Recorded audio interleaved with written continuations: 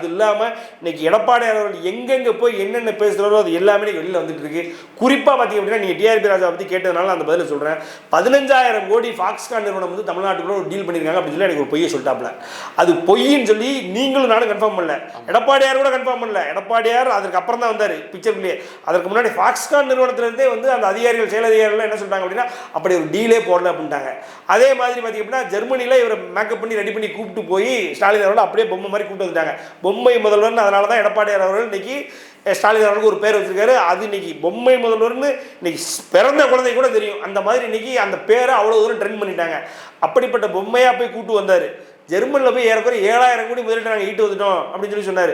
ஆனால் அந்த ஜெர்மனியில் உள்ள நிறுவனங்கள் ஃபுல்லாக ஏற்கனவே சென்னையில் இருக்கின்ற துப்பு கொடுத்தது யார் அப்படின்னா இங்கே உள்ள எடப்பாடியார் அவர்களும் ஐயா நாகேந்திரன் அவர்களும் தான். அவங்க 2 பேரும் என்ன சொல்லிட்டாங்கன்னா இந்த நிறுவனங்கள்லாம் ஏற்கனவே வந்து சென்னையில் இருக்குது, இதுக்கு எதுக்கு நீங்கள் ஜெர்மனிக்கு போயிட்டீங்க அப்படின்னு சொல்லி. ஸோ டிஆர்பி ராஜா அவர்கள் அவருக்கு இங்கிலீஷ் தெரியும் இல்லை, டிஆர்பி ராஜா அவர்கள் அவருக்கு இங்கிலீஷ் தெரியும். அதான் அண்ணாமலை அவர்கள் என்னை கேட்பார், டிஆர்பி ராஜாவுக்கு அது இங்கிலீஷ் தெரியும். அவர் வந்து ஸ்டாலினை கூப்பிட்டு போகிறாரு. ஸ்டாலினை கூப்பிட்டு போய் இன்றைக்கி ஃபாக்ஸ்கான் நிறுவனத்தில் உட்கார வைப்பார். ஸ்டாலினுக்கு இங்கிலீஷ் தெரியாது, ஃபாக்ஸ்கான்காரனுக்கு தமிழ் தெரியாது. இவங்க என்ன பேச போகிறாங்க?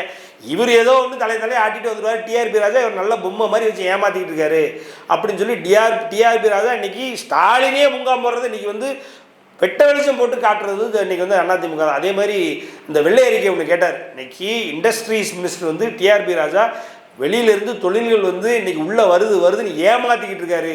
ஒரு இண்டஸ்ட்ரீஸ் மினிஸ்டர் வந்து எப்படிலாம் மக்களை ஏமாற்ற முடியும் அப்படிலாம் ஏமாத்துறாரு. அவருடைய துறையில் நடக்கிற விஷயங்கள், போட்ட டீல்ஸ், பண்ண முதலீடுகள் எல்லாத்துக்கும் ஒரு வெள்ளை அறிக்கையை சமர்ப்பிக்கணும்னு எடப்பாடியார் அவர்கள் மக்களின் குரலாக ஒழிக்கும் பொழுது டிஆர்பி ராஜா ஒரு வெள்ளை தாளை காமிச்சிட்டு தான் உங்களுக்கு காட்ட முடியும் அப்படின்னு சொல்லி நக்கலாக பேசினதெல்லாம் இருக்குது.